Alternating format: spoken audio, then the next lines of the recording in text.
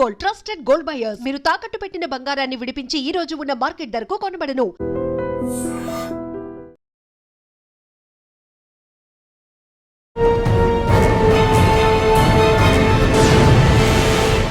ఈ వారం మన గెస్ట్ 2009 పోలీస్ ఆఫీసర్ పేరు అరుణ్ కుమార్, డిఎస్పీ భద్రాచలం.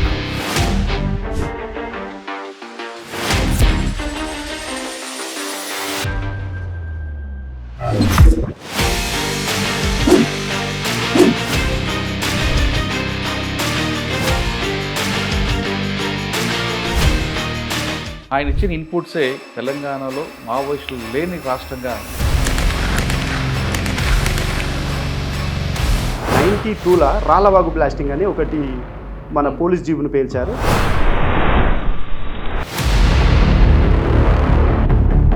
దాంట్లో కూడా అందాజు ఒక 10 మంది చనిపోయారు. పనిచేసేటప్పుడు ఏమవుతుందంటే ఏ రోజు ఇన్ఫర్మేషన్ ఆ రోజు కనుక్కుంటేనే ఒక కిక్ వస్తుంటుంది అన్నమాట. ప్రతి విలేజర్స్తోని డైరెక్ట్ ఇంటరాక్ట్ అయ్యేది. వాళ్ళకు కూడా అప్పటి వరకు కూడా అరే పోలీసులు వచ్చి మనతో ఇట్లా మాట్లాడతారు.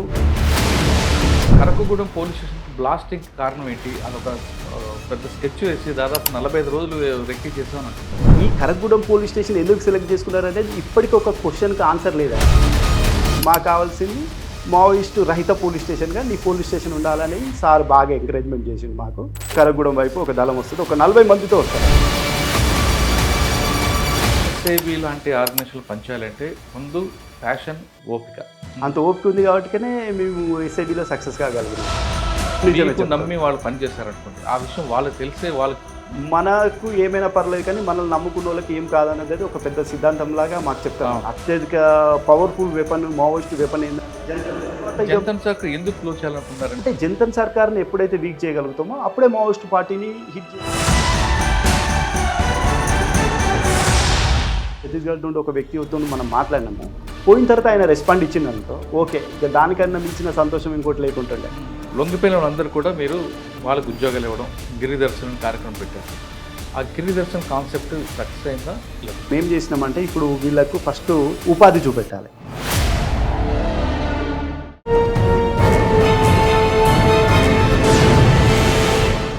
Welcome to crime diaries. ఈ వారం మన గెస్ట్ 2009 పోలీస్ ఆఫీసర్ పేరు అరుణ్ కుమార్, డిఎస్పీ భద్రాచలం. 2009లో పోలీస్ డిపార్ట్మెంట్ వచ్చిన అరుణ్ కుమార్ గారు ఎక్కువ శాతం ఇంటెలిజెన్స్లో పనిచేశారు. నక్సల్స్ మూమెంట్ పనిచేసిన ప్రాంతంలో ఎక్కువ కాలం ఇంటెలిజెన్స్ పనిచేశారంటే మీ అందరికీ అర్థమై ఉంటుంది. ఆయన ఇచ్చిన ఇన్పుట్సే ఈరోజు రాష్ట్రంలో తెలంగాణలో మావోయిస్టులు లేని రాష్ట్రంగా నమోదైంది. అంటే అరుణ్ కుమార్ గారు ఒక్కటే ఇచ్చింది కాకుండా ఆ టీం అంతా చేసిన వర్క్ ఈరోజు ఇన్పుట్స్ అంత చక్కగా వచ్చాయి. అరుణ్ కుమార్ గారిని అడిగి అసలు పోలీస్ డిపార్ట్మెంట్ ఎందుకు వచ్చారు, వస్తున్నప్పుడే ఆయన కూడా నక్సల్స్ మూవ్మెంట్ నుంచి బాగా ఉన్న ఏరియా నుంచి వచ్చారు కాబట్టి అక్కడ ఎలాంటి అనుభవాలు ఉండేవి. ముఖ్యంగా first posting Karakagudem, Naxals police station పేల్చిన మంచి పెద్ద ఎఫెన్స్ అది. ఆ కరకగూడెంలో ఆయనకు వచ్చిన ఎక్స్పీరియన్స్ ఏంటి, భద్రాచలంలో వరకు ఆయన చేస్తున్న జర్నీ ఎలాగుంది అనే విషయాన్ని సార్ అడిగి తెలుసుకున్నాం. సార్ నమస్తే అండి. నమస్కారం. అరుణ్ కుమార్ గారు తెర మీదకి రారు, తెర వెనక నడిపిస్తుంటారు. తెర మీదకి వచ్చేది చాలా తక్కువ, మిగతా ఆఫీసర్లాగా ఉంటారు. కానీ మీరు నక్సల్స్ ప్రభావిత ప్రాంతమైన వరంగల్ నుంచి వచ్చారు కాబట్టి అక్కడ మూమెంట్ ఎలాగుండేది? ఇప్పుడు భద్రాచలం, కొత్తగూడెం, చెర్ల, వెంకటాపురం ఆ ప్రాంతాన్ని ఎక్కువ కాలం పని చేస్తున్నప్పుడు ఇక్కడ మూమెంట్ ఏ స్థాయి ఉంటుంది, దళాల యాక్టివిటీ ఎలాగుండేది? అసలు ఆ సిద్ధాంతం కనుమరిగిన సిద్ధాంతాన్ని పట్టుకొని వేలాడబట్టే వాళ్ళందరూ ఈ పరిస్థితికి వచ్చారా, లేదు పబ్లిక్లో వాళ్ళకి సరిగ్గా సపోర్ట్ లేక వాళ్ళందరూ బయటకు వచ్చారా? మీకు ఎక్కువగా ఇంటెలిజెన్స్ రిపోర్ట్ బాగుంది కాబట్టి ఇప్పుడు జరిగిన ఇష్యూకి అంటే గడువుకు ముందే నక్సల్స్ మూవ్మెంట్ బ్రేక్ అవ్వడానికి మీ పార్ట్ ఎంతవరకు ఉంది? ఈ ప్రశ్నకు సమాధానం చెప్పే ముందు అరుణ్ కుమార్ గారు వరంగల్ టు భద్రాచలం జర్నీ చెప్పండి. మాది తిమ్మాపురం విలేజ్, హనంకొండ మండలం, గతంలో ప్రజెంట్ కిలా వరంగల్ మండలం, వరంగల్ డిస్టిక్. నేను పుట్టి పెరిగిందంతా మా తిమ్మాపూర్ విలేజ్లోనే. నేను చిన్నప్పుడు కూడా మా విలేజ్లో, మాది వరంగల్ నుండి ఒక 8 కిలోమీటర్స్ డిస్టెన్స్ ఉండే ఊరైనా కూడా మా దగ్గర అప్పుడున్న మావోయిస్టు పార్టీలు ఏదైతే విరసం అయితే ఏమైతుంది, మన పీపుల్స్ వార్ ఇవి తిరిగేది. ఆ క్రమంలో వీళ్ళు వచ్చి మా దగ్గర పాటలు పాడే క్రమంలో ఊర్లో ఉన్న పబ్లిక్ అంతా ఆ పాటలు వినేకి వెళ్తుండే. అదే సమయంలో నేను కూడా వెళ్ళి వింటుండే. అసలు నేను ఎందుకు వెళ్తున్నా, ఆ పాటలు ఎందుకు వింటున్నా, నేను వాళ్ళు ఏది జై కొట్టమంటే నేను ఎందుకు కొడుతున్నా అనేది కూడా అర్థం కాని స్టేజ్లో ఆ పాటలకు అట్రాక్ట్ అవ్వడమో, లేకపోతే ఆ పబ్లిక్ అక్కడ ఎందుకు వెళ్తున్నారు అని తెలియకుండా కూడా మేము వెళ్ళి చూడడం జరిగేది అన్నట్టు. ఎవరి పాటలు విన్నారు మీరు అప్పుడు? అంటే ఇక అది స్పెసిఫిక్ ఎవరు పాటలు అనేది మనకు అప్పుడు అంటే నా చిన్న వయసు కాబట్టి కరెక్ట్గా గుర్తించలేకపోతున్నాం, కానీ అప్పుడు వాళ్ళు చేసే క్రమంలో కొన్ని ఏం చేసేదంటే వాళ్ళు పబ్లిక్గా పంచాయతీలు చేసేది అన్నట్టు. అంటే ఏంటిదంటే అధిక వడ్డీలకు ఇచ్చేవారిని పిలిపించేది ప్రజల మధ్యలోకే, మీరు ఎందుకు అధిక వడ్డీలు ఇస్తున్నారు అనే దాని మీద కూడా వాళ్ళు కొంత వాళ్ళను అక్కడ ప్రజల మధ్యలోనే వాళ్ళ గొడవలను పరిష్కారం చేసి అక్కడికక్కడనే వాళ్ళని శిక్షించేయడం చేసేది అన్నట్టు. ఇట్లా ప్రజలు ఎక్కువ వాళ్ళకు దగ్గర అవ్వడం మొదలుపెట్టిండ్రు అన్నట్టు. మాకు police station Mamnoor police station, ఇది మా విలేజ్ నుండి ఒక 3 కిలోమీటర్ డిస్టెన్స్లో ఉన్నా కూడా పోలీసును అప్రోచ్ కాకుండా ఉంటుండే పబ్లిక్. ఎందుకు అంటే నేను అప్పుడు అంటే నాకు ఊహ తెలిసిన తర్వాత దాని గురించి ఆలోచిస్తే ఏంటంటే పబ్లిక్తోని పోలీస్కు రిలేషన్ తక్కువ ఉంది. తక్కువ ఉండడం వల్ల పబ్లిక్ ఎవరైతే ఎక్కువ యాక్సెస్ ఉంటారో వాళ్ళని అప్రోచ్ అవుతుండ్రు అనేది ఒక విషయం అయితే నేను నా చిన్నప్పుడు గ్రహించిన. మా ఊరు నుండి కూడా ఒక అతను మావోయిస్టు పార్టీలో ఉన్నాడని నాకు అప్పుడే తెలుసు. ఎవరైనా అతను జనార్దన్ రెడ్డి అని తర్వాత క్రమంలో చనిపోయాడు. ఆయన చనిపోయిన తర్వాత ఆయన అంత్యక్రియలు కూడా మావోయిస్టు పార్టీ అంటే ఏదైతే ఫ్రంటల్ ఆర్గనైజేషన్ నుండి కానీ పార్టీ నుండి కానీ ఆ రోజు వచ్చి ఆయనకి నివాళులు అర్పించిపోయింది అనేది చెప్పుకున్నారు, కానీ నాకు కూడా అదైతే తెలియదు. ఇది మీరు ఆ పాటల ప్రభావం ఆకర్షులైన ఎందుకు అటువైపు అడగలేదు? మీరు చదువుకోవడం అటే వచ్చారు అంటే ఏమైందంటే ఇది మా దగ్గర ఒక నాకు ఊహ తెలిసే వరకే ఇది మా దగ్గర నుండి దూరం అయిపోయింది. ఏదైతే ఈ పాటల ప్రభావితం ఉందో అది మా దగ్గర నుండి దూరం అయిపోయింది. ఎందుకంటే అప్పటి సంవత్సరం అంటే అది నాకు తెలిసి 95-96 పీక్ స్టేజ్ ఉంది కదా. 95-96 పీక్ స్టేజ్లో ఉంది. అంటే ఎప్పుడు అంటే ఆ టైం తర్వాత గవర్నమెంట్ కొంత గట్టిగా యాక్షన్ తీసుకోవడం వల్ల ఆ ప్రాంతం నుండి వేరే ప్రాంతానికి అయితే వెళ్ళిపోయింది. ఏదైతే హనంకొండ పోలీస్ స్టేషన్ మీద బాంబు దాడి జరిగిందో అప్పటి వరకు కూడా నాకు మావోయిజం అనేది కొంత ఐడియా ఉంది అన్నట్టు. ఆ దాడి జరిగిన తర్వాత కొన్ని రోజులకే ఒక 2 days 3 days వితిన్లోనే ఒక ఎన్కౌంటర్ అయింది అన్నట్టు. అంటే పోలీసు యొక్క ఇన్ఫర్మేషన్ వ్యవస్థ ఇంత ఉంటుందా అనేది నాకు అప్పుడు కొంత అయితే ఐడియా ఉంది. ఈ క్రమంలో నాకు మావోయిస్టు మీద నా చిన్నప్పుడు కొంత అవగాహన ఉంది అన్నట్టు. అప్పుడు మీ చిన్నతనంలో గట్టి పనిచేసిన పోలీస్ ఆఫీసర్ అండి అప్పుడు చాలా మంది పనిచేశారు వరంగల్లో. చాలా మంది పని చేసిన ఇది మన ex-DGP సార్ ఉండే గౌతమ్ సవాంగ్ గారు కాదు జేవి రాముడు గారు, ఏబి వెంకటేశ్వరరావు, సురేంద్ర బాబు. ఏదేమైనా కూడా అప్పుడున్న పోలీస్ ఆఫీసర్ల గురించి నాకు పెద్ద పరిచయం లేకున్నా ఓకే నాయక్ గారు అందరూ చేసింది, కానీ మన సారు అప్పుడు ఇది కొండమూరుతో ఒకటి నా అప్పుడు నళీన్ ప్రభాత్ సార్ది కొంత ప్రభావం అయితే ఉంది. సారు వచ్చిన తర్వాత వరంగల్ సిటీని ఒక రకంగా సెట్ చేయడం, మావోయిస్టు పార్టీకి బాగా ఉక్కుపాదం మోపడం, ఇవన్నీ ఆ సీజన్తో వరంగల్ టౌన్ నుండి మావోయిస్టు పార్టీ నెమ్మదిగా అడవులకి వెళ్ళిపోవడం అయితే నాకు అప్పటి వరకు తెలిసిన ఇదన్నట్టు. ఆ తర్వాత ఇక నాకు మళ్ళీ మావోయిస్టు పార్టీతో సంబంధం లేదు. నేను తర్వాత ఏం చేసిన అంటే 2006లో కానిస్టేబుల్ సెలెక్ట్ అయినా. నేను 2006లో కానిస్టేబుల్ సెలెక్ట్ అయ్యి ఫస్ట్ నేను హైదరాబాద్ సిటీలో పోస్టింగ్ నాది. నేను నల్లకుంట పోలీస్ స్టేషన్లో ఒక 1.5 year పోస్టింగ్ చేసిన కానిస్టేబుల్గా. ఆ తర్వాత 2009 బ్యాచ్లో డైరెక్ట్ సబ్ ఇన్స్పెక్టర్గా సెలెక్ట్ అయినా. నేను 2009 సబ్ ఇన్స్పెక్టర్ సెలెక్ట్ అయిన తర్వాత ట్రైనింగ్ అయిపోయిన తర్వాత నాకు ఫస్ట్ పోస్టింగ్ ఉమ్మడి ఖమ్మం డిస్టిక్. అప్పుడు ఉమ్మడి ఖమ్మం డిస్టిక్లో కరగూడెం పోస్టింగ్ ఇచ్చారు. నేను 2011 డిసెంబర్లో కరగూడెం పోలీస్ స్టేషన్లో నేను బ్లాస్ట్ అయింది కదా, అప్పటికి బ్లాస్ట్ అయింది. ఎస్హెచ్ఓగా ఛార్జ్ తీసుకున్నా. ఎస్హెచ్ఓగా ఛార్జ్ తీసుకున్న తర్వాత మా కరగూడెం పోలీస్ హిస్టరీ చదివితే ఏమైందంటే 2 మేజర్ బ్లాస్టింగ్స్ ఉన్నాయి. ఒకటి 92లో రాళ్ళవాగు బ్లాస్టింగ్ అని ఒకటి మన పోలీస్ జీబును పేల్చారు. దాంట్లో కూడా అందాజు ఒక 10 మంది చనిపోయారు. ఆ తర్వాత 97 పోలీస్ స్టేషన్ బ్లాస్టింగ్ చేశారు. పోలీస్ స్టేషన్ బ్లాస్టింగ్లో మొత్తం 16 మంది చనిపోయారు అన్నట్టు. ఈ 2 ఇన్సిడెంట్ల మీద నేను బాగా స్టడీ చేసిన. ఎందుకు ఈ మారుమూల ప్రాంతమైన ఇక్కడ మావోయిజం కూడా గట్టిగా లేని ప్రాంతంలో ఈ 2 ఇన్సిడెంట్ పోలీస్ మీద ఎందుకు జరిగినాయి అనే దాని మీద నేను బాగా స్టడీ చేస్తే నాకు అలా కనిపించిన ఒక ల్యాబ్స్ ఏంటంటే ప్రజలతోని కరెక్ట్గా సంబంధాలు లేకపోవడం అనేదే నాకు కొంత ల్యాబ్స్ అనిపించింది అన్నట్టు.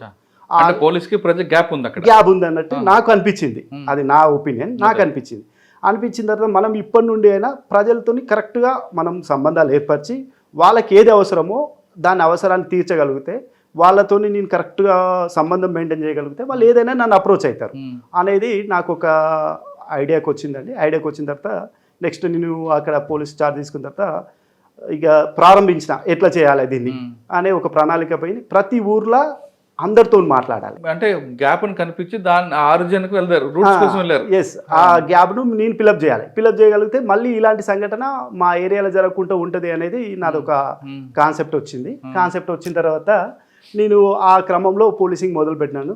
నేను మా కరగూడెంలో ఉన్న ప్రతి గూడెంకి వెళ్ళేది, ప్రతి గూడెం వెళ్ళి ప్రతి విలేజర్స్తోని డైరెక్ట్ ఇంటరాక్ట్ అయ్యేది. వాళ్ళకు కూడా అప్పటి వరకు కూడా అరే పోలీసు వచ్చి మనతో ఇట్లా మాట్లాడతారు అనే దాంట్లో నమ్మకపోతుండే కొంత టైం వరకు నన్ను. ఎందుకంటే అప్పటి వరకు పోలీసులు ఊర్లలోకి పోయి ప్రజలతోని ఇట్లా ప్రత్యక్షంగా మాట్లాడిన సందర్భాలు చాలా తక్కువ ఉండే ఆ టైంలో. ఎందుకంటే అప్పుడు మావోయిస్టు ప్రభావితం ఎక్కువ ఉండే, 2 పెద్ద ఇన్సిడెంట్లు జరిగినాయి. ఆ క్రమంలో అప్పుడున్న పోలీస్ ఆఫీసర్స్ కూడా మారుమూల ఊర్లోకి పోవడానికి కొద్దిగా ఇబ్బంది పడుతుండే. సార్ మీరు ఎందుకు సంఘటన జరిగింది మీద మీరు బాగా డెప్త్కి వెళ్ళారు కదా, కానీ కరకగూడెం పోలీస్ స్టేషన్కి బ్లాస్టింగ్ కారణం ఏంటి? అదొక పెద్ద స్కెచ్ వేసి దాదాపు 45 రోజులు రెక్కి చేసామని అంటుంటారు, అది వాస్తవేనా? అది కరెక్ట్ రక్కి చేయడం వల్లనే ఆపరేషన్ వాళ్ళు కరెక్ట్గా సక్సెస్ చేసుకున్నారు అనేది మనకు అందరూ. కరకగూడెం పోలీస్ ఎందుకు వాళ్ళు సెలెక్ట్ చేసుకున్నారు? ఈ కరగూడెం పోలీస్ స్టేషన్ ఎందుకు సెలెక్ట్ చేసుకున్నారు అనేది ఇప్పటికీ ఒక క్వశ్చన్కి ఆన్సర్ లేదండి. అవునా? నేను అక్కడ ప్రజలు చాలా మందిని అడిగిన, ఇప్పుడు ఇంత ప్రభావితం ఉన్న చాలా ఏరియాలు ఉండగా కరగూడెం పోలీస్ స్టేషన్ ఎందుకు బ్లాస్ట్ అయింది అనే దాని మీద నేను అక్కడ ఉన్న ప్రజలు చాలా మంది అడిగిన. ఎవరు కూడా అసలు ఇక్కడ మాకు పోలీసుతో ఇబ్బంది లేదు, అయినా కూడా ఇది ఎందుకు కొట్టిండ్రు అనేది కూడా ఈజీగా ఉందన్నా. ఇక వాళ్ళు ఒక దాడి చేయాలి అనే క్రమంలో ఈ దాడి రాష్ట్రం మొత్తం వాళ్ళ ఎఫెక్ట్ చూపెడుతుంది అనే సందర్భంలో వాళ్ళు దాడి చేసి ఉంటారు అనేది నా అభిప్రాయం. ఎందుకంటే నేను అక్కడ ప్రజలందరితో మాట్లాడినా, ఎవరైనా మనకు చెప్తుండే కదా మాకు ఇట్లా పోలీసు వాళ్ళు అన్యాయం చేస్తే మేము వాళ్ళను అప్రోచ్ అయినాం, వాళ్ళు అందుకే ఈ రివెంజ్ తీర్చుకున్నారు అని చెప్పేటోళ్ళు. మనం చాలామంది అక్కడ ఉన్న సీనియర్స్ని అడిగినాము, అప్పుడున్న యూత్ని అడిగినాము, ఎవరికి కూడా దానికి సమాధానం లేదు. అంతే, ఎందుకంటే నేను కరగూడెం పోయిన తర్వాత విలేజ్లోకి పోతాం కదా, పోయిన తర్వాత మీరు ఎప్పుడన్నా మావోయిస్టు పార్టీలో ఎవరినైనా చూసినారా అంటే అసలు ఎవ్వరు తెలియదు అనే ఒక సమాచారమే ఉంటుండే అక్కడ. మాకు ఎవరికి ఎవరు తెలియదు, మూమెంటే లేదు అక్కడ, మూమెంటే లేదు అంటారు అన్నట్టు. అంటే ఈవెన్ మెయిన్ రోడ్ మీద విలేజ్లో అయినా ఇంటీరియర్ విలేజ్లో ఎవరిని అడిగినా కూడా మూమెంటే లేదు. అంటే మనకు తెలిసి కూడా అక్కడ వాళ్ళు ఏం ఆర్గనైజ్ చేయలేదు మూమెంట్, జస్ట్ అది షెల్టర్ ప్లేస్ లాగానే యూజ్ చేసుకున్నారు. కరగూడెం అనే పిఎస్ లిమిట్స్లో షెల్టర్గానే ఉండేది, వాళ్ళ ప్రజలతో కూడా ఎక్కువ అక్కడ కలవపోయేది, ఎక్కువ సంబంధాలు కూడా లేవు. అదే సందర్భంలో మనం ప్రజలను అడిగినా కూడా మరి మావోయిస్టు పార్టీ ఇంత 2 పెద్ద పెద్ద బ్లాస్టింగ్ చేసిండ్రు, అసలు ఇక్కడికి ఎవరు పార్టీ ఇంపార్టెంట్ మీకు ఎవరు ఉందనే కాన్సెప్ట్లో కూడా మనం బాగా ట్రై చేసినా కూడా అక్కడ ఎవరిని అడిగినా మేము ఇంతవరకు చూడలే అనే సమాధానమే మాకు వచ్చేది. అంటే ఆ చుట్టుపక్కల దళాలు ఉండేవి అప్పట్లో, మనుగూరు, అప్పుడు నగరం. అప్పుడు ఏమైందంటే ఇప్పుడు తెలంగాణ స్టేట్ కమిటీ గతంలో డీకేజెడ్సీ అని ఉండేది. డీకేజెడ్సీ నేను కరగూడెం పోలీస్ స్టేషన్లో ఉన్నప్పుడు డీకేజెడ్సీ ఉండేది. డీకేజెడ్సీలో అప్పుడు కేకేడబ్ల్యూ అని డివిజనల్ కమిటీ. కేకేడబ్ల్యూ అంటే కరీంనగర్, వరంగల్, ఖమ్మం, ఇది ఒక డివిజన్ కమిటీ ఉండేది. ఆ డివిజన్ కమిటీలో మా మనుగూరు ఏరియా ఒక దళం ఉండేది. ఆ మనుగూరు ఏరియా దళం అనేది అప్పుడు అంతగా పెద్ద ప్రభావితం కాదు. అప్పటికే ఈ దళాలన్నీ కూడా షెల్టర్ కోసం ఛత్తీస్గఢ్కి వెళ్ళినాయి. మన దగ్గర కొంత టైట్గానే ఉంది, దళాలు అయితే షెల్టర్ కోసం ఛత్తీస్గఢ్కి వెళ్ళాయి. కాకపోతే ఫ్రీక్వెంట్గా వచ్చి వాళ్ళు ఆర్గనైజ్ చేయడము పోవడం అనేది అయితే జరుగుతుంది. వాళ్ళ ఉనికి కోసమే బ్లాస్టింగ్. అంటే ఆ బ్లాస్టింగ్ 90 to 97 అయినప్పుడు కొంత దళాలన్నీ తెలంగాణలోనే ఉన్నాయి. తర్వాత 2004 అయిన తర్వాతనే ఈ దళాలన్నీ ఛత్తీస్గఢ్కి వెళ్ళినాయి. కొంత పోలీస్ ఏదైతే టైట్ చేయడం వల్ల ఈ దళాలన్నీ ఛత్తీస్గఢ్కి వెళ్ళిపోయినాయి. ఛత్తీస్గఢ్లో షెల్టర్ పెట్టుకొని ఆర్గనైజేషన్ పర్పస్ మాత్రమే వచ్చి 2 నెలలు 3 నెలలు తిరిగి ఆర్గనైజ్ చేసి మళ్ళీ రిటర్న్ పోతుండే. మళ్ళీ కొంత గ్యాప్ తీసుకొని మళ్ళీ వచ్చి ఆర్గనైజ్ చేసి వాళ్ళైతే చేసేది. సార్ మీరు సంవత్సరం పాటు పనిచేస్తారు కదా కరగూడెంలో? నేను 2.5 సంవత్సరాలు 2.5 సంవత్సరాలు చేశారు. ప్రజలకి పోలీసు ప్రజలకు గ్యాప్ లేకుండా మీరు ప్రతి గూడెం వెళ్ళారు, మాట్లాడారు. మరి అటువైపు నుంచి రాలేదా థ్రెట్ మీకు? నేను ప్రతి గూడెం వెళ్ళినా మాట్లాడినా. ఈ మాట్లాడే క్రమంలో ఏమైందంటే వాళ్ళకు ఒక కొంత టైం తర్వాత నా మీద వాళ్ళకు ఒక మంచి అభిప్రాయం అయితే ఏర్పడ్డది. ఓకే, పోలీస్ అంటే ప్రజల దగ్గరికి వస్తారు, ప్రజల సమస్యలు తీరుస్తారు అనే క్రమంలో మనం ఏం చేసినామంటే ఇప్పుడు ఏదైతే గుర్తుకు హ్యాబిటేషన్స్ ఉంటాయి కొన్ని మా దగ్గర, అప్పుడు కరగూడెంలో ఒక 8 గుర్తుకు హ్యాబిటేషన్స్ ఉంటాయి. ఒకరోజు నేను ఒక గుర్తుకు హ్యాబిటేషన్కి విలేజ్ డిస్ట్రిక్ట్ పోయినప్పుడు ఏమైందంటే ఒక ముసలతను ఒక 60-65 సంవత్సరాలు ఉంటాయి. అతను ఈ చలికాలంలో నిప్పు పెట్టుకుంటారు కదా, ఆ నిప్పు కాలు సగం కాలిపోతుంది. అతనిది కాలిపోయి అది సెప్టిక్ అయింది, బాగా అట్లుంది అన్నట్టు. ఉన్న క్రమంలో మనం చూసి అరే ఇంత అయినా కూడా మీరు హాస్పిటల్ పోకపోతే ఇబ్బంది పడతారని చెప్పేసి అతన్ని మనం ఏం చేసినాం, దగ్గరుండి హాస్పిటల్ షిఫ్ట్ చేసి అతనికి ట్రీట్మెంట్ చేయించి మంచిది అయిన తర్వాత తీసుకొచ్చి అదే విలేజ్లో పెట్టినాం. అప్పుడు వాళ్ళకు పోలీస్ మీద ఒక మంచి అభిప్రాయం వచ్చింది. ఓకే, పోలీస్ అనేటోళ్ళు ప్రజలకు పని చేస్తారు, వాళ్ళకు మనం ఏదైనా చెప్పుకోవచ్చు, మన కష్టాలు బాధలు ఏవైనా చెప్పుకోవచ్చు అనే దాంట్లో అట్లా ఇది ఒక చిన్న ఎగ్జాంపుల్. అట్లా మేము ఏం చేసినామంటే ఇట్లా వైద్యం ఎవరికైతే అవసరం ఉందో వాళ్ళకు వైద్యం చేయించినాం, ఇంకా ఆర్థికంగా ఎవరికైనా ఏదైనా కావాలన్నా కూడా చేసినాం. వాళ్ళకి వేరే ఇప్పుడు మండల ఆఫీస్లో కానీ ఆర్డీఓ ఆఫీస్లో కానీ కలెక్టర్ ఆఫీస్లో కానీ ఏమైనా పని ఉందనుకో వీళ్ళు పోయి చేసుకోలేరు, వీళ్ళు ఒక దళారిని పట్టుకోవాల్సిందే, ఆ దళారి ఎప్పుడు పని చేయబోతుంది. అట్లాంటి టైంలో మనం ఏం చేసినామంటే ఈ ఆఫీసులకు వీళ్ళని తోలే ముందు కన్సర్న్ ఆఫీసర్కు మనం ఫోన్ మాట్లాడి ఇట్లా మా దగ్గర నుండి ఒక కంప్లైంట్ వస్తుంది, మీరు కొద్దిగా వాళ్ళకి హెల్ప్ చేస్తే మా దగ్గర వీళ్ళు పోలీసుకు కొంత అనుకూలంగా పనిచేస్తారు అనే కాన్సెప్ట్లో మనం అన్ని గవర్నమెంట్ దగ్గరికి వీళ్ళు ఎవరు పోయినా కూడా మనం రికమెండ్ చేసేది, వాళ్ళకు పని జరిపించేది. ఆ విధంగా పోలీసుకు ఉన్న ప్రజలకు మంచి సంబంధాలు ఏర్పడాయి. అప్పుడు నాకు ఫస్ట్ హరికుమార్ సారు ఉండే, ఆ తర్వాత రంగనాథ్ సార్ వచ్చింది. రంగనాథ్ సార్కు మావోయిజం మీద మంచి గ్రిప్ ఉంది. అతను వచ్చిన సార్ వచ్చినాక మాకు ఫ్రీ హ్యాండ్ ఇచ్చాడు, మీరు ఎట్లా చేసినా నేను మీకు సపోర్ట్ చేస్తా, మాకు కావాల్సింది మావోయిస్టు రహిత పోలీస్ స్టేషన్గా నీ పోలీస్ స్టేషన్ ఉండాలనేది సార్ బాగా ఎంకరేజ్మెంట్ చేసింది మాకు. సార్ గైడెన్స్లో కూడా మేము బాగా పనిచేసినాం అప్పుడు. సరే, 2.5 సంవత్సరాల్లో మీకు ఇదొకటి గుర్తుంది, ఇంకేమైనా గుర్తున్నాయా అక్కడ? అంటే ఇప్పుడు ఈ 2.5 సంవత్సరాలలో మాకేమైందంటే ఇప్పుడు ఒక టైంలో ఒక 40 మెంబర్స్ దళం వస్తుంది ఒక సందర్భంలో. అది 2012 నాకు తెలిసి వర్షాకాలం అంటే జూన్ జూలై మధ్యలో కరగూడెం వైపు ఒక దళం వస్తుంది, ఒక 40 మందితో వస్తారు అన్నట్టు.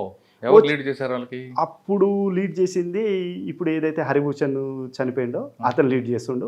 అతనితో పాటు ఆ రోజు దామోదర్ ఉన్నాడు, దామోదర్తో పాటు పుష్పక అని మనకు పువర్త్ ఎన్కౌంటర్లో చనిపోయిన ఆమె ఉంది, ఆమె సుధాకర్ వాళ్ళ భార్య. అప్పుడు సుధాకర్ రాలే, అప్పుడు సుధాకరే దీనికి అంత హెడ్ ఉంటుండే, సుధాకర్ అవతలనే ఉన్నాడు. వీళ్ళందరూ వచ్చింది అన్నారు. వీళ్ళందరూ వచ్చిన ఇన్ఫర్మేషన్ను అదే విలేజర్ ఒక అతను చూసి మనకు అడ్వాన్స్గా చెప్పగలిగిండు అన్నట్టు. అట్లా అంటే మాకు అప్పుడు అనిపించింది అన్నట్టు, నేను చేసే కార్యక్రమాల వల్ల మాకైతే సమాచారం అయితే వస్తుంది, ప్రజలు మమ్మల్ని నమ్ముతుండ్రు అనేది మాకు ఒక అభిప్రాయం ఏర్పడేది. అప్పటి నుండి కూడా మా ఏరియాలో ఎప్పుడు దళ మూమెంట్ ఉన్నా వితిన్ డేస్లోనే మాకు ఇన్ఫర్మేషన్ వచ్చేది. ఓకే, చెప్పండి. దాంతోపాటు మేము ఆర్గనైజ్ చేసేది మా పోలీస్ పార్టీ. వీళ్ళు వస్తారని ముందే వచ్చింది కదా, మరి మీరేం చేశారు? అంటే వచ్చారని వచ్చింది, అప్పటి వరకు ఆ ఏరియాలో ఉన్నారు లేరు అనే ఇన్ఫర్మేషన్ కొంత తక్కువ ఉంటుండే. ఆ తర్వాత మాకు వస్తుండ్రు అనేది, వచ్చిండ్రు తిరుగుతుండ్రు అనేది ఇన్ఫర్మేషన్ ఎప్పటికప్పుడు వస్తుండే.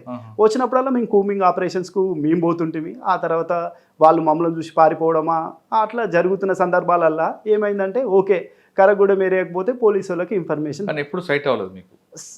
సైట్ కాలేదు ఆ టైంలో. అంటే కరగూడెం ఏరియాకు పోతుంటే పోలీసులకైతే ఇన్ఫర్మేషన్ పోతుంది, అంటే పబ్లిక్లో మార్పు వచ్చింది ఆ ఏరియాలో. కాబట్టి అది మనకు అప్పట్లాగా సేఫ్ జోన్ కాదు. మనం అక్కడికి పోయినా కూడా పబ్లిక్ను ఫ్రీక్వెంట్గా ఎవరిని కలవద్దు, మనకైతే ఎవరైతే నమ్మకస్తులు ఉంటారో వాళ్ళని కలవాలనే దాంట్లో అయితే వాళ్ళు వెళ్ళారనే అభిప్రాయం మాకు తర్వాత తెలిసింది. అది ఓకే. కరగూడెం తర్వాత నేను కరగూడెం తర్వాత మనుగురు చేశాను. మనుగురు కూడా ఓన్లీ మనుగురు టౌన్ వరకే టౌన్ లాగా ఉంటుంది, మిగతా అది కూడా ఇంటీరియల్ ఏరియానే. అక్కడ పోయిన తర్వాత కూడా మేము ఈ ఇంటీరియల్ విలేజ్తో కూడా బాగా ఇంటరాక్ట్ అయ్యేది. అక్కడికి అంటే కొద్దిగా మనుగురుకు తక్కువలేండి, ఎందుకంటే మనుగురు అంతా కొద్దిగా టౌన్ వాతావరణంలో ఉంటుంది, విలేజెస్ ఇంటీరియల్ తక్కువ ఉంటాయి. మనుగురులో కూడా అంతగా కరగూడెం కన్నా తక్కువే, కరగూడెం కంటే తక్కువ. కరగూడెం ఇక ఫుల్లీ ఎఫెక్టెడ్ అది. అప్పుడు మనుగురులో కూడా మనము ఈ గుత్తికు హ్యాబిటేషన్స్ వీళ్ళతో ఎక్కువ కమ్యూనిటీ పోలీసింగ్ ఎక్కువ ప్రయారిటీ ఇచ్చారు అంతే. అదే పోలీసింగ్లో మనకు ఇన్ఫర్మేషన్ పెరగాలంటే కమ్యూనిటీ పోలీసింగ్, వాళ్ళకి ఏది కావాలో మనం అటెండ్ అయినాం అనుకో ఆటోమేటిక్గా మన మీద నమ్మకం వస్తుంది, మనం వద్దన్నా కూడా ఇన్ఫర్మేషన్ చెప్తారండి వాళ్ళు, షూర్. అది ఓకే. మనుగురు తర్వాత నేను మనుగురు తర్వాత ముల్కల్పల్లి చేశా. ముల్కల్పల్లిలో ఒక 1.5 years చేశా. ముల్కల్పల్లిలో కూడా మాకు 18 గుత్తికు హ్యాబిటేషన్స్ ఉండే అప్పుడు. అది ఇంటీరియలే, బట్ కాకపోతే అక్కడ మూమెంట్ ఉండదు. మూమెంట్ లేకున్నా కూడా మనం ఏం చేసేదంటే ఈ ముల్కల్పల్లిలో అందరూ కూడా మన సుక్మా, బీజాపూర్, దంతెవాడ ఈ డిస్టిక్లలోకి వెళ్ళి మైగ్రేట్ అయిన వాళ్ళే. మనం ఏం చేసేదంటే వీళ్ళు రెగ్యులర్గా అటు వెళ్ళేస్తుంటారు, ఛత్తీస్గఢ్కి వెళ్ళేస్తుంటారు. అంటే వెళ్ళినప్పుడల్లా వీళ్ళని మనం మోటివేట్ చేసేది, అక్కడ ఏం జరుగుతుందో కనుక్కొని మళ్ళీ వచ్చి మాకు చెప్పమని చెప్పేది అన్నట్టు.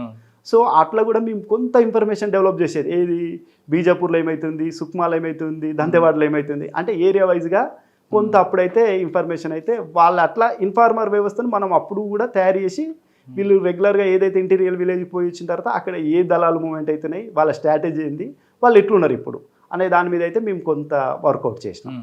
తర్వాత ఎక్కడికి వచ్చారు? ఆ తర్వాత నేను ఇంకా ముల్కల్పల్లి పోస్టింగ్ తర్వాత నేను ఇంటెలిజెన్స్కి వెళ్ళిపోయినా. Intelligence Warangal RIO office. నేను పొలిటికల్ ఇంటెలిజెన్స్గా అక్కడ ఒక 4 years వర్క్ చేశాను. ఓకే. ఆ తర్వాత నాకు 2020 సెప్టెంబర్లో ఇన్స్పెక్టర్గా ప్రమోషన్ వచ్చింది. 2020 సెప్టెంబర్ అప్పుడు నాకు ఇన్స్పెక్టర్గా ప్రమోషన్ వచ్చింది. ఇన్స్పెక్టర్గా ప్రమోషన్తో నేను ఎస్ఐబికి వెళ్ళడం జరిగింది. నేను ఎస్ఐబిలో దగ్గర దగ్గర ఒక 6 years వర్క్ చేశాను. 2020 అంటే కరోనా. 21 అంటే కరోనా అయిపోయి సెకండ్ వేవ్కు స్టార్ట్ అయ్యే ముందు. ఓకే. ఫస్ట్ వేవ్ అయిపోయింది. సాధారణంగా ప్రతి ఆఫీసర్ లా అండ్ ఆర్డర్ చేయాలనుకుంటారు కదా, మీరు దీంట్లోనే ఎందుకు స్టిక్ అయిపోయారు? ఇది ఏమంటే అంటే ఒక్కొరికి ఒక ప్యాషన్ ఉంటుంది. మనకి ఇది ఒక ప్యాషన్, ఇది ఒక అడిక్ట్ అంతే. వన్స్ దీనికి అడిక్ట్ అయినామంటే ఇది చేయాలన్న ఇంట్రెస్ట్ బాగా పెరుగుతుంది మనకు. ఇది అడిక్ట్ అయిపోయినాం, ప్యాషన్ కూడా ఇది ఒకటి మనకు. అంటే దీనికి ఓపిక ఎక్కువ కావాలి. మిగతా లాండెడ్ పొల్యూషన్ ట్రాఫిక్ అనుకోండి, ఒక టైం ఉంటుంది, ఆ టైంలో డ్యూటీ అయిపోయి దిగుతాం, ఒక ఎక్యూజ్తో మాట్లాడాలంటే 1-2 hours అవుతుంది.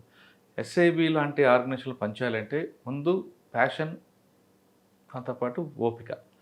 ఒక ఇన్ఫార్మర్ ఈరోజు వస్తాడో రాడో తెలియదు, రేపు వస్తాడో, కానీ అక్కడ మీరు ఉండాల్సి వస్తుంది. మరి అంత ఓపికతో మీరు పనిచేశారా? చేసినాం. అంత ఓపిక ఉంది కాబట్టినే మేము ఎస్ఐబిలో సక్సెస్ కాగలిగినాం. ఆ ఓపిక లేకపోతే ఎస్ఐబిలో సక్సెస్ కావడం కష్టం. ఒకటి. నెంబర్ 2, ఓపిక ఉందంటున్నారు. అబ్జర్వేషన్ ఉండాలి. ఎక్కడ కూడా మీ గురించి రివీల్ చేయకూడదు. కొన్నిసార్లు మరీ ఇబ్బంది ఉన్నా కూడా ఆ ప్రాబ్లం ఫేస్ చేయాలి. అటువంటి చేశారా? చేశామండి అట్లా కూడా. నేను కొత్తగా ఎస్ఐబికి వెళ్ళిన తర్వాత ఎస్ఐబిలో నేను చూసిన ఏరియా ఏంటంటే కొత్తగూడెం ఏరియా. కొత్తగూడెం ఏరియా అంటే ఇది మన టీఎస్సి తెలంగాణ స్టేట్ కమిటీలో మొత్తం 3 ఏరియా కమిటీ అంటే 3 డివిజన్ కమిటీలు ఉంటాయి. ఒక డివిజన్ కమిటీలో భద్రాద్రి కొత్తగూడెం అల్లూరి సీతారామరాజు అనేది ఒక డివిజన్ కమిటీ. నేను ఈ డివిజన్ కమిటీ మూమెంట్ చూడడం మొదలుపెట్టాను. దీంట్లో అప్పుడు 2 ఏరియా కమిటీలు ఉంటుండే. ఒకటి చెర్ల ఏరియా కమిటీ, ఒకటి మనుగూరు ఏరియా కమిటీ. చెర్ల ఏరియా కమిటీలో చెర్ల ఎల్ఓఎస్, శబరి ఎల్ఓఎస్, చెర్ల ఎల్జిఎస్ అని అప్పుడు ఉంటుండే. ఇటు గోదావరి ఇతల మనుగూరు ఎల్ఓఎస్, మనుగూరు ఎల్జిఎస్ అన్నారు. వీటన్నిటికీ ఇప్పుడు ఏదైతే సరెండర్ అయిన ఆజాద్ ఉండో ఆజాదే అప్పటి నుండి కూడా సెక్రటరీగా పనిచేసిండు. ఆ క్రమంలో ఈ చెర్ల ఏరియాకేమో అరుణ డివిసిఎం, ఈమె కార్యదర్శి ఉండేది.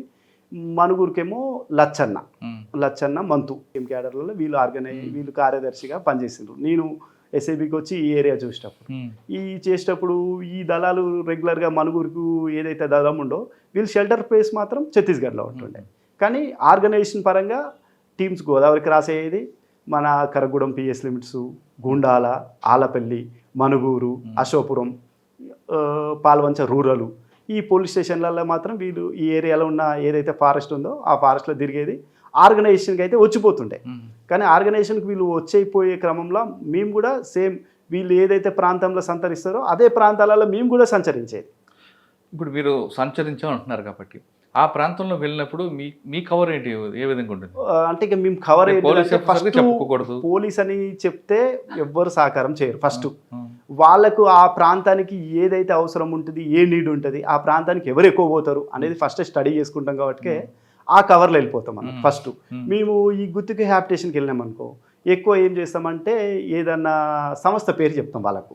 అంటే ఈ సంస్థ తరపున మేము వచ్చినాము, మీకు ఏమేమి అవసరాలు ఉన్నాయి, ఏమేమి అవసరాలు లేవు అనే దాని మీద మేము ఒక సర్వే చేస్తున్నాము, దాని గురించి వచ్చినాము అని చెప్పేసి మేము ఫస్ట్ ఆ విలేజ్లోకి ఎంటర్ అవుతాము. ఎంటర్ అయిన తర్వాత ఆ విలేజ్లో మేము మనకు పనికి వస్తారు ఎవరు అనే దాని మీద ఐడెంటిఫై చేసుకుంటాం. ఫస్ట్ చేసుకొని అతన్ని ఫోన్ నెంబర్ తీసుకోవడమా లేకపోతే అతన్ని మనం అనుకున్న ప్లేస్కు రమ్మని చెప్పడమా అనేది కొంత జరిగేది. వాళ్ళు మా దగ్గరికి వచ్చిన తర్వాత వాళ్ళతో మేము ఇక అప్పుడు ఓపెన్ మాట్లాడేది అన్నట్టు. ఇట్లా మేము పనిచేసేది మీ గురించే, మీకోసం పనిచేస్తున్నాం కాబట్టి మీరు మాకు సహకారం చేస్తే మీరు రానున్న రోజులలో సంతోషంగా బతుకుతారు, మీ పిల్లలు సంతోషంగా బతుకుతారు, మంచి చదువులు చదువుతారు, మీకు స్కూల్స్ వస్తాయి, హాస్పిటల్స్ వస్తాయి, పవర్ సప్లై వస్తుంది, వాటర్ ఫెసిలిటీ వస్తుంది, గవర్నమెంట్ ఏవైతే మీకు ఉంటాయో అవన్నీ కూడా ప్రొవైడ్ అవుతాయి. కాబట్టి ఎవరో ఒకరు కష్టపడితే మిగతా వాళ్ళందరూ సుఖపడతారు అనే కాన్సెప్ట్లా మేము వాళ్ళకు బాగా బ్రీఫ్ చేసేది. కానీ మీ మాటలు నమ్మేవారండి వాళ్ళు? ఆదివాసులు తొందరగా నమ్మరు కదా. నమ్మరు. కాకపోతే వాళ్ళకు మన మీద నమ్మకం రావాలంటే వాళ్ళకి ఏదైతే పని కావాలో ఆ పని ఫస్ట్ మేము చేసేది. ఫస్ట్ వాళ్ళు ఏదైనా వర్క్ అడిగేది మమ్మల్ని. వర్క్ అడిగితే అది ఎంత వర్క్ అయినా కూడా ఎంత దూరమైనా ఏ ఆఫీసర్లతోనైనా మాట్లాడి ఆ పని చేపిసేది మేము ఫస్ట్. ఆ పని చేసిన తర్వాత వాళ్ళకి కొంత నమ్మకం వచ్చేది మన మీద. ఇంకొకటి ఏంటంటే మనం ఏదైతే వాళ్ళతో మాట్లాడుతున్నామో మన మాటలలో వాళ్ళకు ధైర్యం అంటే మన మాటల మీద వాళ్ళకు నమ్మకం రాగలిగితే 100% ఇక వాళ్ళు మనకు పనిచేస్తారు. ఒక్కసారి మనకు పనిచేయడం మొదలు పెడితే ఇంక వాడు అబద్ధం అనేది చెప్పడు, ఎప్పుడు నిజమే చెప్తాడు. నమ్మి వాళ్ళు పని చేశారు అనుకోండి, ఆ విషయం వాళ్ళకి తెలిసే వాళ్ళకి కోవర్ట్ అని పేరు మీద వాళ్ళని చంపేస్తారు. మరి అటువంటి ప్రాబ్లం ఫేస్ చేస్తూ మీరు సపోర్ట్ చేసేవారు? ఎస్, అట్లాంటి ప్రాబ్లమ్స్ కూడా ఫేస్ చేస్తూ అంటే మాకు ఎస్ఐబిలో ఫస్ట్ ఏం చెప్తారంటే మనకు ఏమైనా పర్లేదు కానీ మనల్ని నమ్ముకున్న వాళ్ళకి ఏం కాదనేది ఒక పెద్ద సిద్ధాంతంలాగా మాకు చెప్తారు అన్నట్టు. అంటే మనకు పని కాకుండా పర్లేదు కానీ మనల్ని నమ్ముకున్న వాళ్ళకి ఎవరికి కూడా హాని జరగవద్దు అనేది ఒక ముఖ్యమైన సిద్ధాంతం మీద వర్క్ చేస్తాం మేము ఎప్పుడైనా కూడా. ఎందుకంటే వేరే వాళ్ళ ప్రాణాలు పణంగా పెట్టి మేము వర్క్ చేయం. ఆ సిద్ధాంతం మీదనే ఎవరికి ఏం కాకుండా ఉండే రీతిగానే సమాచారాన్ని మేము అట్లనే సేకరిస్తాం. అసలు ఈ సమాచారం మాకు ఎట్లా వచ్చిందనే విషయము అవతల వాళ్ళకి అర్థం కావాలంటే చాలా కష్టం. అది ఒక గ్రామాలకు వెళ్ళారనుకోండి, ఒక ఇంటికి వెళ్ళారనుకోండి, వెళ్ళే ఉంటారు. ఆ ఇంటికి వెళ్ళిన వ్యక్తి మీద ఖచ్చితంగా వాళ్ళకి ఫోకస్ ఉంటుంది, ఇది ఇన్ఫార్మర్ అని. మీరు వెళ్ళిన వ్యక్తి ఇంటి మీద దాడి చేయడమో చంపడం చేస్తుంటారు. మరి మీకు ఆ ప్రాబ్లం ఎలా సాల్వ్ చేశారు? ఇక్కడ ఏం జరుగుతుందంటే అండి, మేము ఫస్ట్ ఎవరైతే మాకు పర్సన్ కావాలో ఆ పర్సన్ ఆ విలేజ్లో ఐడెంటిఫై చేసుకున్న తర్వాత ఆ విలేజ్లో మాట్లాడడం అస్సలు. ఆ పర్సన్ కోసం అతను ఎప్పుడైతే ఆ విలేజ్ వదిలి దగ్గరలో ఉన్న టౌన్ కానీ గ్రామానికి కానీ వస్తాడు అనేది ఒక ఇన్ఫర్మేషన్ ఉంటుంది మాకు. అతని కోసం వారమైనా నెలైనా వెయిట్ చేసేది. అతను ఆ విలేజ్కి వచ్చినప్పుడు ఒంటరిగా ఉన్నప్పుడు మాత్రమే అతన్ని మనము మాట్లాడేది అన్నట్టు. అట్లాంటి సందర్భాలలో మనం ఎవరితో ఏం మాట్లాడుతున్నాం అనేది ఎవరికి అంత ఈజీగా అయితే తెలియదు. అవునా? మీ దీంట్లోనే ఒకరు చేసే పని మీ పక్క వాళ్ళకు కూడా తెలియదు, మీ కుడి చేతి ఎడం చేతి కూడా తెలియదు. అవును. మరి అటువంటి ఆ ప్రాబ్లం ఎలా మీరు షార్ట్ అవుట్ చేసుకోవచ్చు? అంటే ఇక ఇది ఎట్లుంటుంది అంటే అండి, ఇప్పుడు నాకు నమ్మకంగా ఒక వ్యక్తి ఉంటాడు, మేమిద్దరం ఎక్కడ పోయినా ఆ వ్యక్తితోనే పోతాం, ఇంకొక వ్యక్తిని చూపటం కూడా. ఇదేంటంటే ఇది సిద్ధాంతం అంతే, మా సిద్ధాంతం. ఎందుకంటే వాడి ప్రాణానికి ఏం కావద్దు అనేది మా ముఖ్యమైన సిద్ధాంతం కాబట్టి ఇది ఎంత ఏమైనా కూడా ఈవెన్ మా పై ఆఫీసర్లకు కూడా వ్యక్తి ఎవరు అనే ఒక కోడ్ వర్డ్ చెప్తాం తప్ప వ్యక్తి ఎవరు అనేది వాళ్ళకు కూడా చెప్పాం. అంత సీక్రెట్. అది ఓకే, అది మీకు కమిట్మెంట్. అది కానీ మీ సిబ్బందిలోనే మీకు ఎవరికి సబార్డినేట్ ఉంటారు అనుకోండి, మీ కుడి చేయి చేసిన పని ఎడం చేయ కూడా తెలియకూడదు అసలు. అది మరి ఆ టాస్క్ని ఎలా చేసుకున్నారు? ఇంకా దాన్ని పరిస్థితులు అనుకూలంగా. ఓకే, ఇంకోటి ఫస్ట్ అప్పుడు మాట్లాడినట్లుగా మీరు ఒక కవర్ వేసుకెళ్తారు, ఆర్గనైజేషన్ గానో ఎల్ఐసి ఏజెంట్ గానో పేపర్ గానో డాక్టర్ గానో.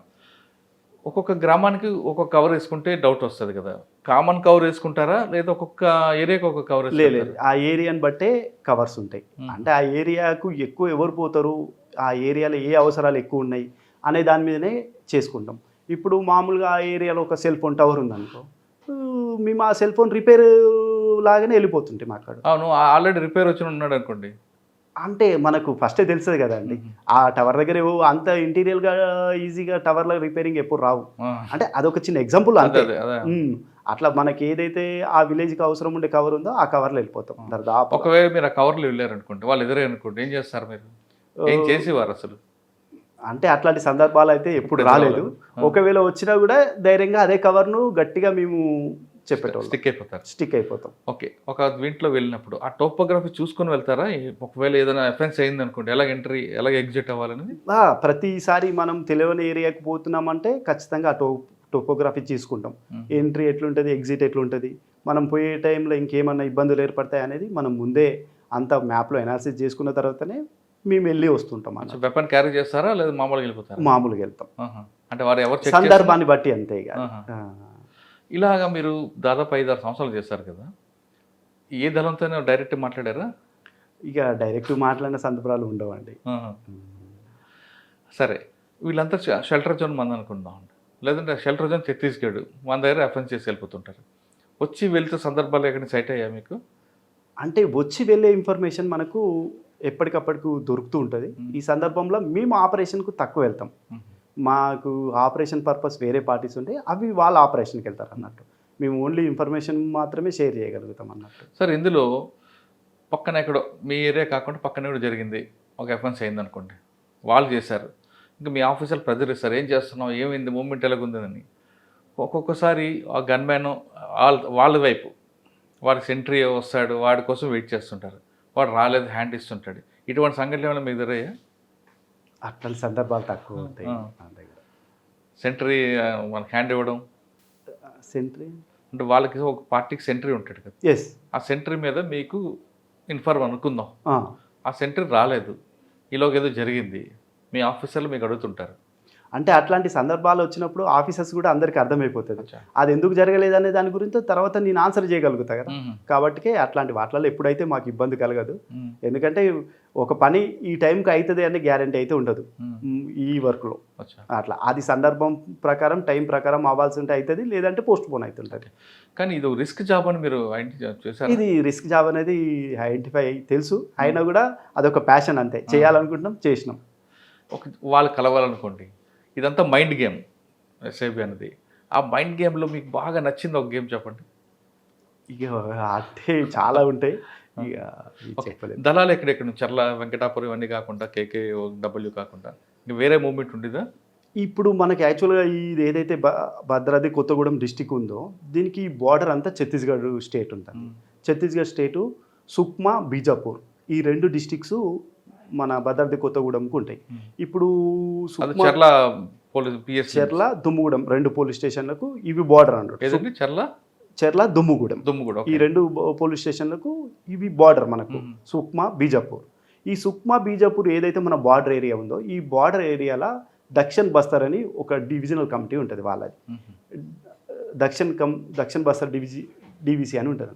ఈ డివిసి కింద మొత్తం 4 ఏరియా కమిటీలు ఉంటాయి. 4 ఏరియా కమిటీలలో ఒకటి పామిడ్ ఏరియా కమిటీ, రెండవది కిస్టారం ఏరియా కమిటీ, మూడవది కుంట ఏరియా కమిటీ, నాలుగవది జగురుగొండ ఏరియా కమిటీ. కానీ మీరు చెప్పిన కుంట మినహాయించి మిగతా 3 చాలా అగ్రెసివ్గా ఉంటుంది కదండి. అప్పుడు కుంట కూడా చాలా అగ్రెసివ్గానే ఉండేది.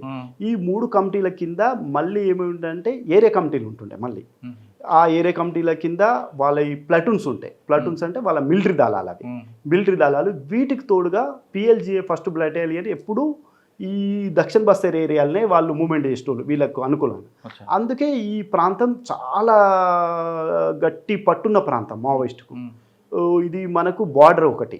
ఈ వీటికి తోడు ఇక్కడ జంతన్ సర్కార్ అనేది వాళ్ళ యొక్క గట్టి వెపన్. అది అత్యధిక పవర్ఫుల్ వెపన్, మావోయిస్ట్ వెపన్ ఏంటంటే జంతన్ సర్కార్.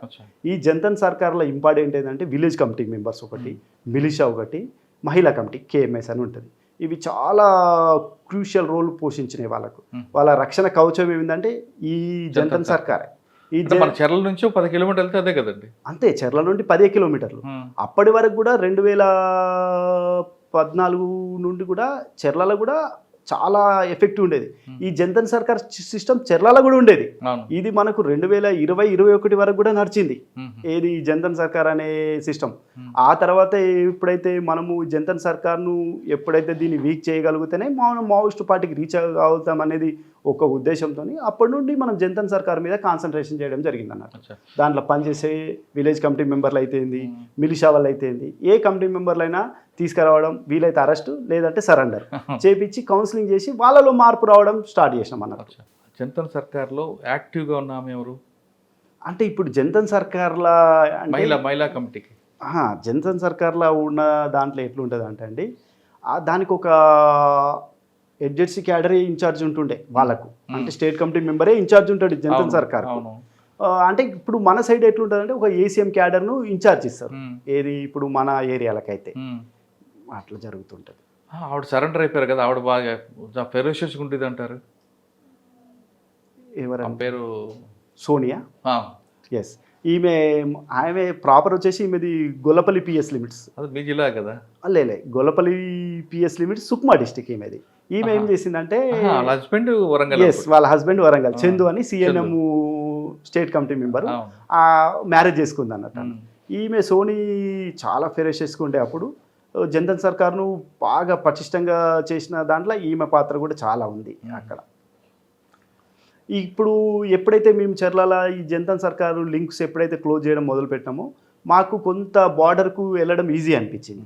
ఆ తర్వాత జంతన్ సర్కార్ ఎందుకు క్లోజ్ చేయాలనుకుంటారంటే వాళ్ళు ఆదివాసులందరికీ చెరువులు తమ్మడం, తర్వాత వాళ్ళు స్కూల్స్ పెట్టడం ఇవన్నీ చేసుకొచ్చారు కదా. కరెక్టే. చెరువులు తవ్వడం అనేది బాగానే ఉంది. దాని ద్వారా వాళ్ళకి అంతో కూస్తో వ్యవసాయం చేసుకోగలిగింది. స్కూల్స్ పెట్టిండ్రు. స్కూల్స్ పెట్టడం వల్ల వాళ్ళకి ఏం నాలెడ్జ్ ఇవ్వగలిగిండ్రు? పార్టీ నాలెడ్జ్ మాత్రమే ఇవ్వగలిగిండ్రు.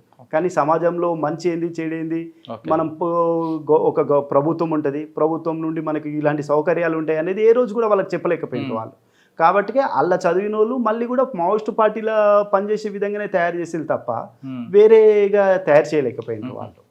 మంచిగా దానికోసం అది క్లోజ్ చేశారా? అంటే జనతా సర్కార్ని ఎప్పుడైతే వీక్ చేయగలుగుతామో అప్పుడే మావోయిస్ట్ పార్టీని హిట్ చేయగలుగుతాం అనేది మా దగ్గర అయితే కొంత సమాచారం అయితే ఉండేది. దాని ప్రకారమే ఫస్ట్ జనతా సర్కార్ వీక్ కావాలి. జనతా సర్కార్ వీక్ కావాలంటే వాళ్ళకి అసలు గవర్నమెంట్ నుండి వచ్చే పథకాలు ఏముంటాయి, గవర్నమెంట్ వల్ల ఎంత ఉపయోగం ఉంటుంది అనేది ఫస్ట్ ఇంటీరియర్ ఉండే విలేజెస్కు తెలవాలి. ఫస్ట్ వాళ్ళు ఏదైతే ఇంటీరియర్ విలేజెస్ వాళ్ళ అభిప్రాయంకు ఏముంటుంది అంటే వీళ్ళు ఒకటే చెప్తారు అన్నట్టు, గవర్నమెంట్ మీ దగ్గరకు వస్తే మీ భూములు తీసుకుపోతుంది అంతే. ఇది ఒక్కటే చెప్తుంది అన్నట్టు. గవర్నమెంట్ వస్తే మీ మిమ్మల్ని భూములు ఉండనివ్వవు, మీ పశువులను తీసుకుపోతుంది. ఇలా చెప్పే వరకు ఏంటంటే ఆదివాసీలకు భూములు అంటే ప్రాణం, పశువులను పెంచుకోవడం అన్న కూడా ప్రాణం.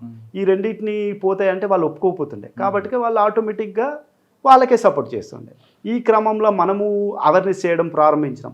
వీళ్ళు చెర్లకు రెగ్యులర్గా ఆదివారం సంతలకు వస్తుంటారు, లేదా ఏ పని మీద వచ్చినా కూడా మనం వాళ్ళతో మాట్లాడడం స్టార్ట్ చేసినాం అన్నట్టు. అంటే ప్రభుత్వం రావడం వల్ల మంచి రోడ్స్ వస్తాయి. ఫస్ట్ రోడ్స్ వస్తే హాస్పిటల్స్ వస్తే స్కూల్స్ వస్తాయి, ఎలక్ట్రిసిటీ వస్తే మంచి నీళ్ళు వస్తాయి. ఇవన్నీ మీకు రానున్న రోజులలో జరుగుతాయి. కాబట్టి మీరు గవర్నమెంట్ సహకారం చేయాలనేది మనం కొంత స్టార్ట్ చేయడం జరిగింది అవేర్నెస్ వాళ్ళకు.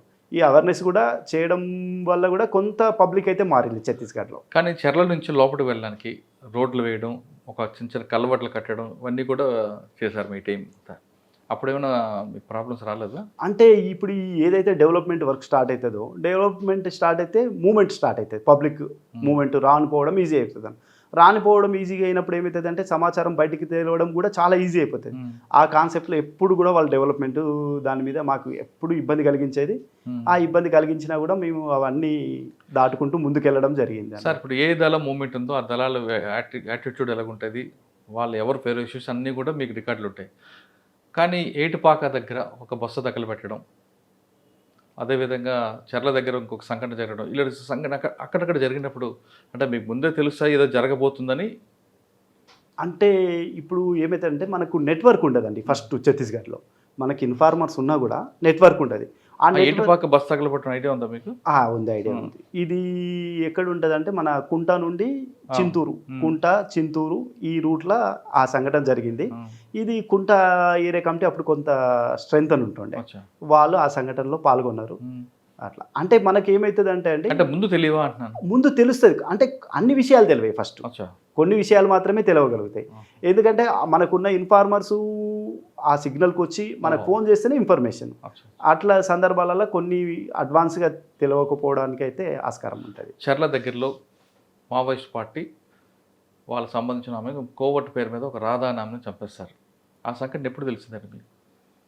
ఇప్పుడు అంటే మనకేమవుతుంది అంటే ఆమెను చంపేసి తర్వాతనే మనకు తెలిసింది. కాకపోతే అంత ముందుకే వాళ్ళ మావోయిస్టు పార్టీలో కొంత వాళ్ళకి విభేదాలు ఉన్నాయి అనేది మాత్రము కొంత ఇన్ఫర్మేషన్ ఉంది. కానీ ఆ సంఘటన ఇట్లా జరుగుతుందని మాత్రం మేము ఊహించలేకపోయాం.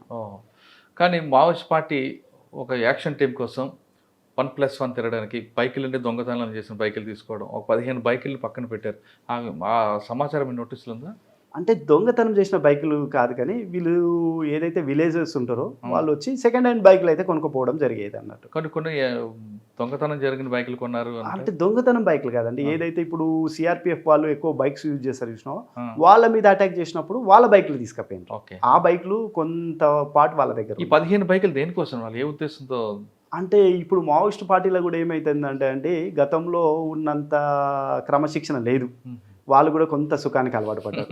ఇది వరకు ఎంత దూరమైనా ఓపికగా నడిచేవాళ్ళు. ఇప్పుడు వాళ్ళు కూడా బండ్ల మీద తిరగడం స్టార్ట్ చేసింది. వాటి పర్పస్ ఎక్కువ ఉపయోగించుకున్నారు వాళ్ళు.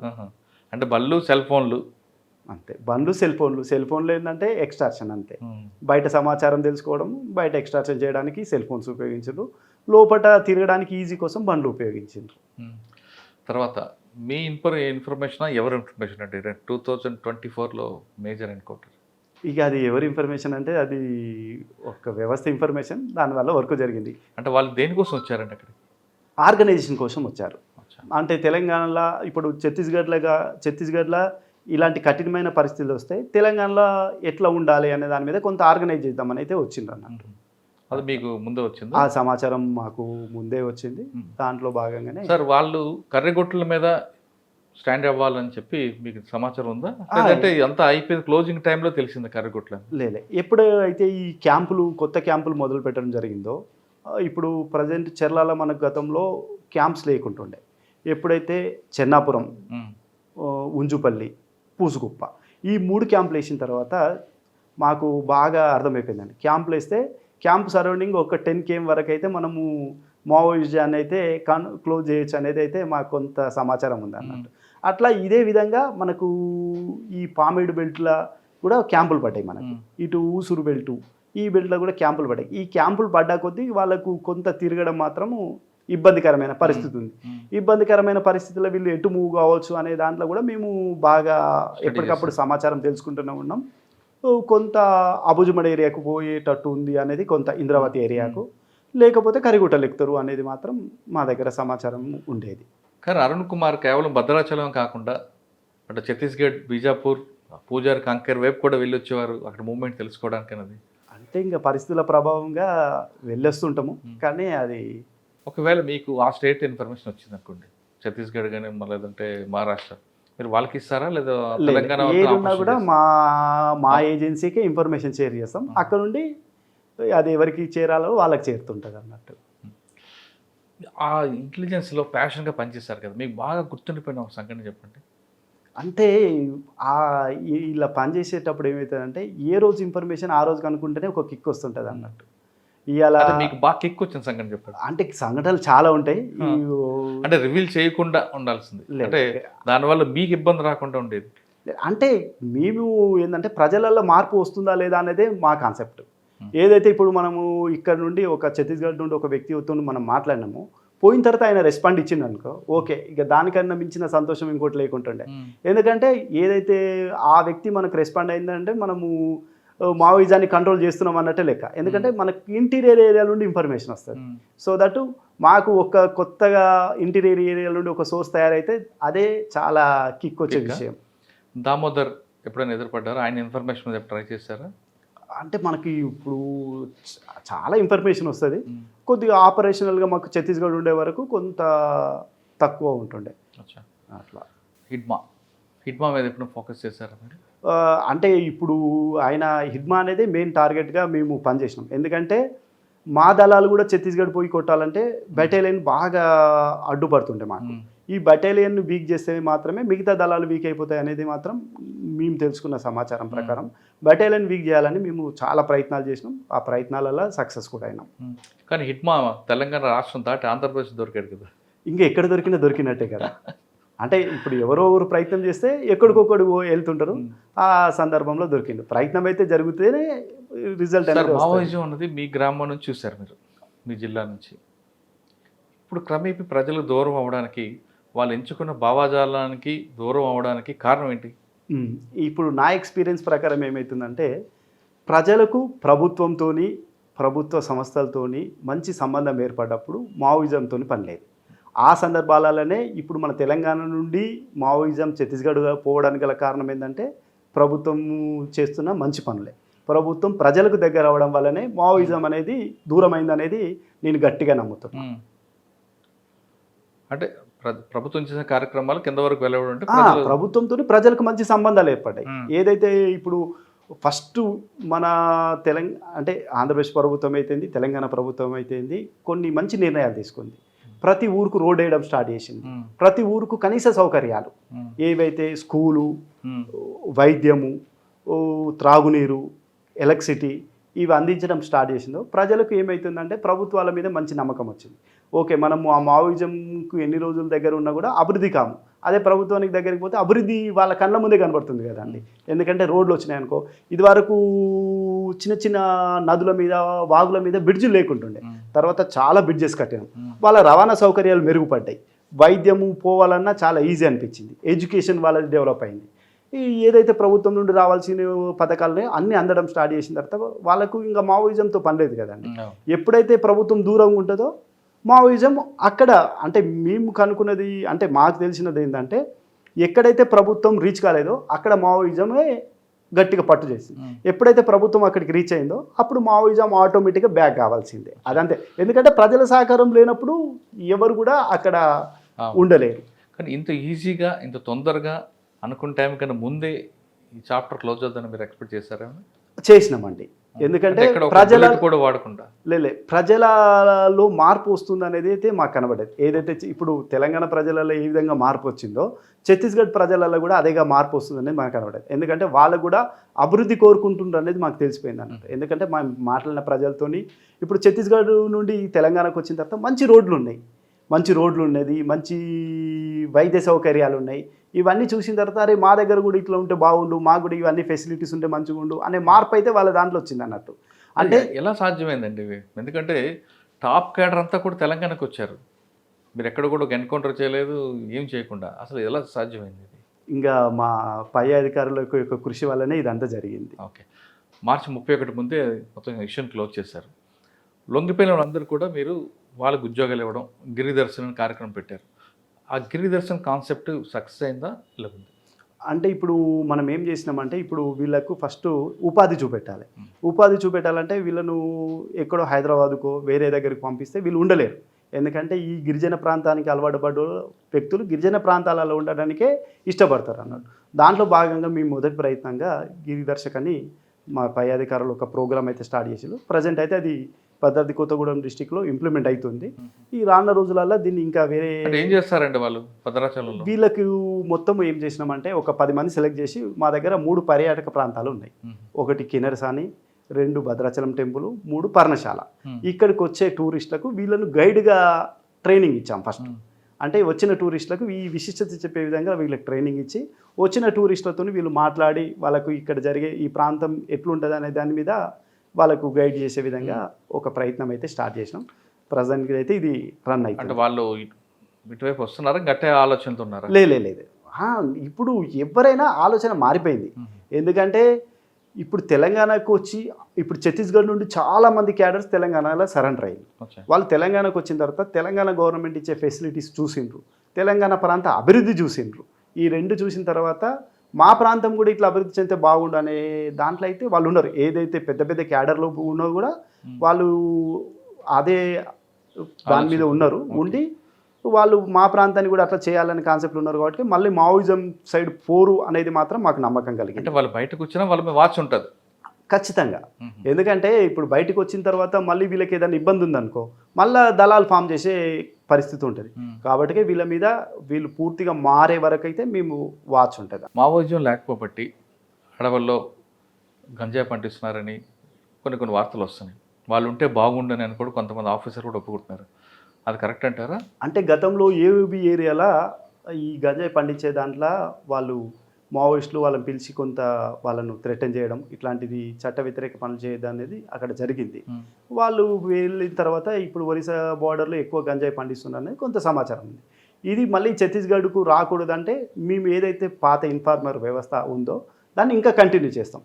ఒకవేళ ఛత్తీస్గఢ్లో కూడా ఇట్లాంటి పరిస్థితి ఉందంటే మాత్రం ఛత్తీస్గఢ్ గవర్నమెంట్ ముందే అలర్ట్ చేసి దీన్ని అక్కడ ఆ పరిస్థితి రాకుండా చూస్తాం అనేది నమ్మకం అయితే మాకు ఉంది. ఓకే, భద్రాచలం అంతా గేట్ ఉంది, ఆ గేట్ ఎప్పుడు క్లోజ్ ఉండాలంటారు.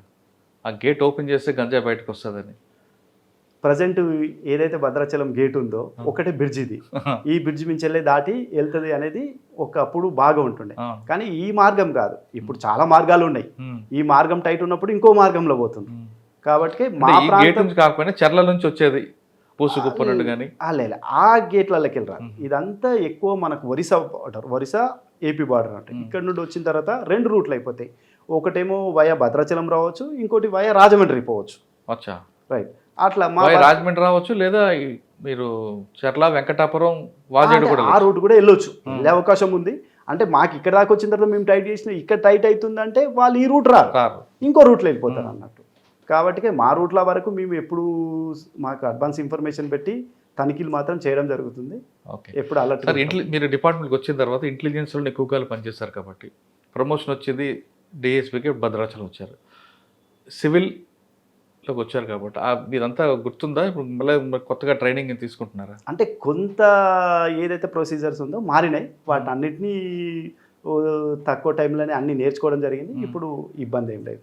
ఓకే, ఇంకా మనం లా అండ్ ఆర్డర్ విషయం వద్దాం. భద్రాచలం లా అండ్ ఆర్డర్ ఏముందండి ఇక్కడ? క్రైమ్ ఏం జరుగుతుంది ఇక్కడ? అంటే ఇక్కడ క్రైమ్ తక్కువ ఉంటుంది. అంటే క్రైమ్ అంటే పెద్దగా మేజర్ క్రైమ్ ఉండదు. ఎక్కువ మాకేముంటుంది అంటే మాకు టెంపుల్లో ఇయర్లీ 2 పెద్ద ప్రోగ్రామ్స్ ఉంటాయి. ఒకటి కళ్యాణం, రెండోది ముక్కోటి. ఈ 2 మేజర్ ప్రోగ్రామ్స్ టెంపుల్స్కు. వీకెండ్స్ కూడా టెంపుల్కు చాలామంది భక్తులు వస్తారు అన్నమాట. ఈ భక్తులకు ఎలాంటి అసౌకర్యం కలగకుండా ప్రతిదీ ముందు జాగ్రత్త తీసుకుంటాం. వీళ్ళకి ఎలాంటి లా అండ్ ఆర్డర్ సమస్య రాకుండా, అంటే పిట్ ప్యాకెట్స్ ఎక్కువ వీళ్ళకు ఇక్కడికి వచ్చే భక్తులకు చిన్న చిన్న అవి వాళ్ళను కూడా మేము కంట్రోల్ చేయడం జరిగింది. ఇక్కడికి వచ్చే భక్తులకు ఎలాంటి ఇబ్బంది కాకుండా వచ్చిపోయేది అన్నీ కూడా మేము సాఫీగా జరిగే విధంగా చర్యలు తీసుకుంటాం ఇప్పటికీ. నెంబర్ 2 ఇందులో ట్రాఫిక్. ఈ భద్రాచలం ట్రాఫిక్ కూడా ఇది అంత మేజర్ ట్రాఫిక్ కాదండి, చాలా తక్కువ ఉంటుంది. మాకు ఎక్కువ ఏంటంటే టెంపుల్కి వచ్చే వెహికల్స్ ఎక్కువ ఉంటాయి అన్న. ఈ టెంపుల్కి వచ్చే వెహికల్స్ ఎక్కువ ఉంటాయి కాబట్టి టెంపుల్ రూట్స్ సపరేట్ ఉన్నాయి మాకు. కాబట్టి ట్రాఫిక్తో పెద్ద ఇబ్బంది ఉంటుంది. ట్రాఫిక్ ఇప్పుడు కూడా మాకు భద్రాచలంలో ట్రాఫిక్ అనేది ఇబ్బంది తక్కువ. ఒకప్పుడు ఎట్లా ఉంటుందంటే మాకు గోదావరి మీద ఒకటే బ్రిడ్జ్ ఉంటుంది. మెయిన్ ఈవెంట్స్ అప్పుడు ఆ ఒక్క బ్రిడ్జ్ మీదనే కొంత ప్రయాణం ఇబ్బంది కలుగుతుండే కాబట్టి ట్రాఫిక్ సమస్య ఏర్పడింది. ఇప్పుడు 2 బ్రిడ్జెస్ వచ్చిన తర్వాత ఇక భద్రాచలంకి అయితే ట్రాఫిక్ ఇష్యూ అయితే బ్రిడ్జ్ ఎక్కడ వచ్చింది? ఇప్పుడు ఆ 2 బ్రిడ్జెస్ ఉన్నాయి. అంటే ఇన్నో అవుట్ ఉన్నాయి ఇప్పుడు మాకు. కాబట్టి ఇక ట్రాఫిక్ సమస్య అయితే మాకు భద్రాచలానికి లేదు. సార్ ఫైనల్గా చెప్పండి, ఇంటెలిజెన్స్లో కిక్ వచ్చే పనులు జాబ్ చేశారు మీరు. ఇక్కడ నాకు కిక్ రావాలని, మరి ఇప్పుడు లా అండ్ ఆర్డర్లో కిక్ వస్తుందా? లా అండ్ ఆర్డర్లో కూడా మంచి కిక్ ఉంటుంది. ఏదైతే అన్డిటెక్టబుల్ క్రైమ్ ఉంటుందో దాన్ని డిటెక్ట్ చేయగలిగితే అందులో కూడా కిక్ వస్తుంది. మరి తీసారా? ఇప్పుడు నేను వచ్చి 2 months అవుతుంది కాబట్టి మాకు ఇన్వెస్టిగేషన్ కొద్దిగా, ఇప్పుడు సూపర్వైజర్ ఆఫీసర్ కాబట్టి ఇన్వెస్టిగేషన్ కొంత తక్కువ ఉంటుంది. బట్ మా వాళ్ళతో సూపర్వైజ్ చేయించి అట్లాంటి కిక్ ఉన్నాయా ఇక్కడ? అలాంటివి కేసులు ఉంటాయి, చేస్తాం అవి కూడా. భద్రాచలానికి రాములవారే కాదు, ఇక రకరకాల కార్యక్రమాలు కల్పిస్తుంటాయి. ఒకప్పుడు ఇది మావోయిస్టులకి ఒక షెల్టర్ జోన్, అది కమ్మేపి కాదు పూర్తిగా క్లోజ్ అయిపోయింది. నెక్స్ట్ గంజాయి, ఆ గంజాయి కూడా ఇటు కాదు, ఇంకో వేరే రూట్లు కూడా ఉన్నాయి. ఇప్పుడు మేము భద్రాచలం టైట్ చేస్తే వేరే రూట్లు ఎంచుకుంటున్నారు కాబట్టి ఖచ్చితంగా భద్రాచలం వైపు గంజాయి స్మగ్లర్ రాకుండా ఉండడమే మా జయం అంటున్నారు అరుణ్ కుమార్ గారు. అయితే కిక్ విషయంలో అక్కడికన్నా ఇక్కడే ఎక్కువ కిక్ ఉంటుంది. పాత కేసులు తిరగదోడి అందులో నిందితుని పట్టుకుంటే అందులో మజా వేరు ఉంటుంది అంటున్నారు అరుణ్ కుమార్ గారు. ఇది వారం అరుణ్ కుమార్ గారు ఎక్స్క్లూజివ్ ఇంటర్వ్యూ. వచ్చే వారం మరో గెస్ట్తో మళ్ళీ కలుద్దాం. అంతవరకు నమస్తే. Thank you very much. Me kick success అవ్వాలని కోరుకుంటాను. Thank you.